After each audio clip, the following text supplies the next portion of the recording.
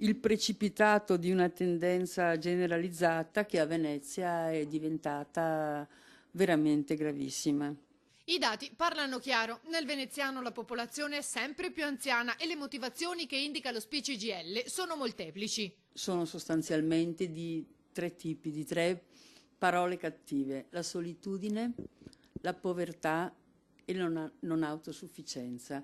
Questi sono i tre grandi rischi che corre la popolazione, soprattutto anziana e soprattutto a Venezia. Su 240.596 pensioni private che vengono percepite da circa 185.000 persone, il 53% è inferiore ai 750 euro.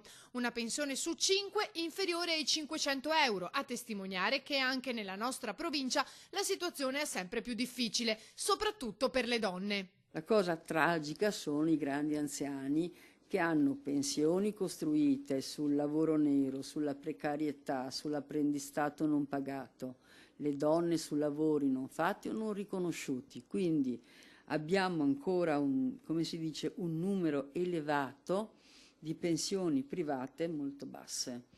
Oppure abbiamo le pensioni intermedie fra la previdenza e l'assistenza, e che non rappresentano dignitosamente né l'una cosa né l'altra. Per questo noi chiediamo sempre la separazione. Se una persona è povera, ha bisogno di essere dignitosamente assistita a carico della fiscalità generale.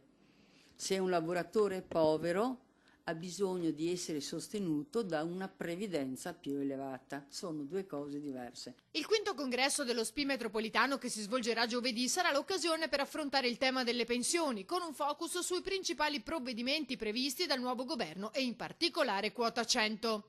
Per il governo esiste solamente la quota 100, che io sappia.